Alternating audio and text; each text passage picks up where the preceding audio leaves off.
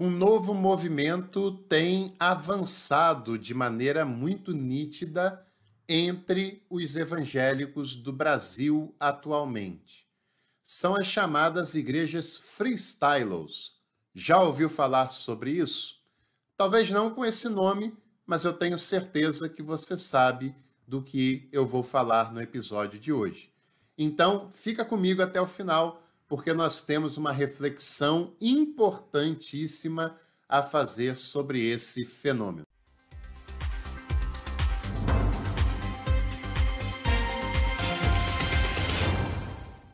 Antes da gente falar sobre esse vídeo, fica aqui o meu convite para você participar desse projeto com a gente. Clica ali em Seja Membro e dá uma olhadinha na lista de pacotes que nós temos para você se tornar membro. Tem pacote de até R$ 7,99. Escolha um, faça parte do projeto e você ainda tem acesso a conteúdos exclusivos.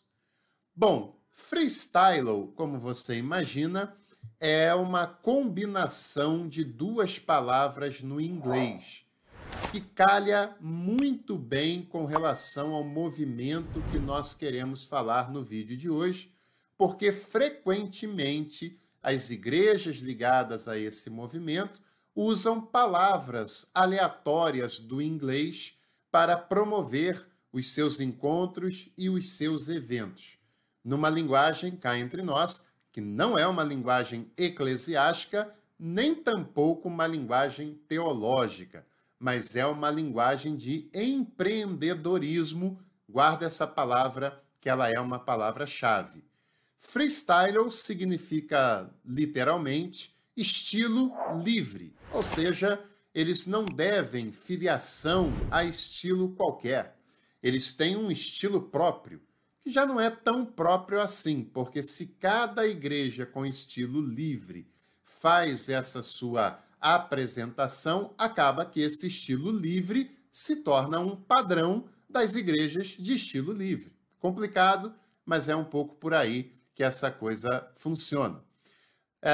É importante também que a gente pense que essas igrejas, elas não estão ligadas às grandes tradições cristãs, principalmente as tradições protestantes, já que existem há muito tempo, são tradições consolidadas e que ao longo do tempo tentaram trabalhar a teologia de acordo com as suas perspectivas e tradições, mas trabalharam de maneira séria. Na verdade, essas igrejas representam uma ruptura em relação às tradições protestantes que nós conhecemos. E boa parte dessas tradições importantes do protestantismo estão sendo sufocadas por conta desse movimento das igrejas freestyle. Estão sendo corroídas por conta desse movimento. E muitas dessas tradições e igrejas ligadas às tradições têm sucumbido diante dessa proposta, porque estão indo atrás daquilo que dá certo, daquilo que tem retorno financeiro, daquilo que tem retorno em termos de membresia, daquilo que tem dado movimento. E algumas dessas igrejas freestyle, inclusive, usam nomes de tradições importantes do protestantismo brasileiro, mesmo que não estejam ligadas a essa tradição na prática. Tem muitas igrejas batistas que se tornaram igrejas freestyle, igrejas de linha metodista, igrejas de linha da Assembleia de Deus, inclusive, que estão aderindo a esse movimento freestyle. Você já deve saber, se não eu conto para você, que aqui no Brasil, essas ondas de marketing, de espetacularização da fé nos meios evangélicos protestantes, elas são muito recorrentes e de tempo em tempo acontece uma coisa nova para chamar a atenção para esse movimento. Só dos anos 2000 para cá, nós já tivemos o movimento do G12, o movimento do dente de ouro, o movimento do paletó ungido, da quebra de maldição, da cura interior, da unção apostólica e por aí vai. São muitas ondas em muito pouco tempo, todas elas tentando fazer uma nova campanha de marketing sobre essas igrejas que aderem a esse tipo de movimento. Quais são as características principais desse tipo de igreja que nós estamos analisando aqui? Em primeiro lugar, são as igrejas shoppings. Isso, igrejas shoppings. São aqueles megatemplos, aqueles templos grandiosos que têm uma recepção, às vezes até com uma maquininha de snack, às vezes até com uma maquininha de café, com uma cantina super moderna, super revolucionária. Quando chega no templo, parece muito mais uma sala de cinema do que um templo religioso propriamente dito, e isso não fica apenas na aparência. Isso também é uma linha de se pensar igreja a partir da igreja shopping. O que o shopping nos lembra? Consumo, claro. Clientes que vão para o shopping para consumir e pessoas que trabalham no shopping para prestar serviço para as pessoas que vão lá, para oferecer produtos para as pessoas que vão lá. E as igrejas shoppings têm a mesma lógica, a mesma linha, tá? E vou falar um pouco mais sobre isso daqui a pouquinho. As paredes são todas pretas, a linguagem que é usada é uma linguagem muito descolada, uma linguagem muito jovial, o vestuário das pessoas é livre, totalmente livre, não tem mais aquela de usos e costumes, que foi tão exagerado durante muito tempo.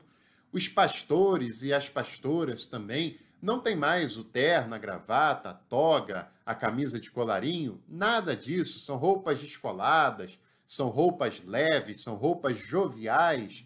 E também essas igrejas não têm muito apego com doutrinas teológicas propriamente dito. Aliás, né, cá entre nós, teologia para essa turma é algo de comer ou de beber ou algo estranho que ouviu falar em algum momento. Não tem nenhuma ligação coerente com isso. Sequer tem ligação coerente com os textos bíblicos, só entre nós, né? E outra característica também que é muito forte dessas igrejas é o uso de expressões livres do inglês, como, por exemplo, move, star, power, kingdom ou outras coisas do gênero. Como eu disse lá no início, são linguagens próprias do empreendedorismo. E essa temática está muito presente nessas igrejas da parede preta, como são mais popularmente conhecidas. Essas igrejas têm uma dinâmica focada nos jovens. E por que nos jovens? Não é por acaso, é um projeto de fato, né? Primeiro, porque esses jovens são os mais familiarizados com as redes sociais, com o TikTok, com o Instagram, com o Facebook, e nada melhor do que jovens para postar, para viralizar e para tornar essas postagens algo muito conhecido, o que acaba gerando um fluxo orgânico muito importante que divulga essas igrejas como nada mais faz nos dias atuais. Por serem jovens também, na teoria, pelo menos, eles terão vínculos com essas igrejas muito mais longevos, claro. Uma senhora de idade pode ter um vínculo de 5, 10 anos, já não tem uma força de trabalho tão ativa como teria em outros momentos, vivem de aposentadoria, a contribuição talvez não seja tão volumosa assim. Já um jovem, principalmente o foco dessas igrejas, são jovens de classe média alta, aí muda completamente. Os vínculos denominacionais podem ser muito mais longevos, durar 40, 50 anos, pelo menos em teoria. As contribuições podem ser muito mais ousadas, e até porque eles não contribuem apenas com aquela maneira tradicional de dízimos e ofertas. Tem muitas coisas ali para que ele possa adquirir, para que ele possa comprar também. E outra coisa importante é que esses jovens estão em pleno vigor da sua força física, da sua intelectualidade, e com isso eles podem trabalhar e se envolver de uma maneira muito mais intensa do que outros grupos mais específicos. E é claro, é sempre melhor ter jovens perto para que as mentalidades possam ser melhor formadas. É melhor você pegar um adolescente, um jovem, no início da sua juventude e formar nele uma mentalidade do que você pegar uma pessoa já adulta, já madura, que já tem uma linha de pensamento formada, seja bom ou ruim isso, né? Agora, falamos bastante de forma. E cá entre nós, né? Forma nem é tão importante assim, embora diz muita coisa sobre movimentos. Mas e o conteúdo disso? A gente até sinalizou algumas coisas aqui muito claras, né? Mas a gente ainda pode falar mais. O conteúdo que é usado por essas igrejas é a teologia coach, que não é uma teologia de verdade, não é uma pregação bíblica de verdade, que leve a sério a exegética, a hermenêutica, que leve a sério o que os textos querem realmente dizer, mas os textos são apenas pretextos para se falar uma linguagem que diz o quanto Deus quer fazer tudo por essa pessoa, o quanto Deus é apaixonado por essa pessoa, o quanto Deus e a igreja estão a serviço dessa pessoa. E, claro, pregações que massageiam o ego dessa pessoa.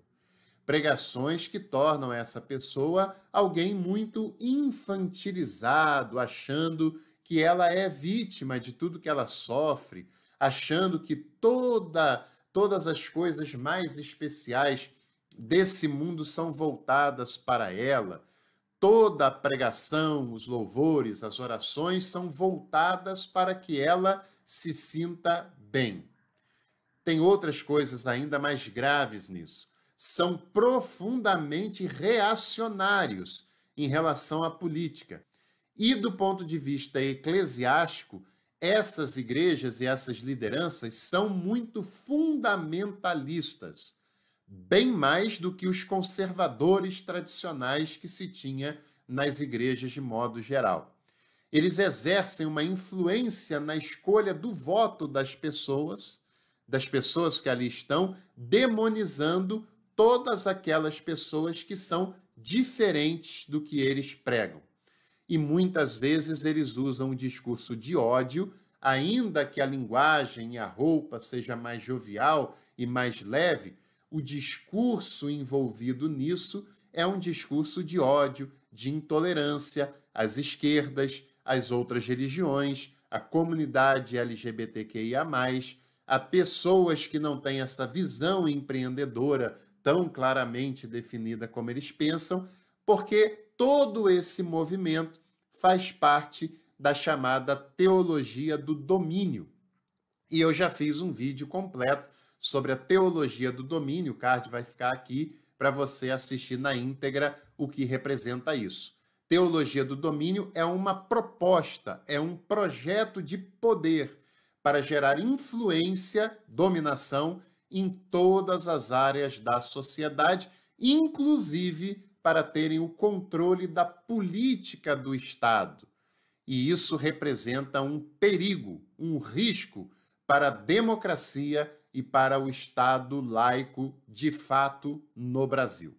Isso é um ponto que nós devemos estar nítidos e observando de maneira muito lúcida esse fenômeno que está acontecendo, e não há tempo mais para apenas ficar observando. É preciso compreender isso e é preciso uma proposta que se contraponha a esse tipo de movimento também.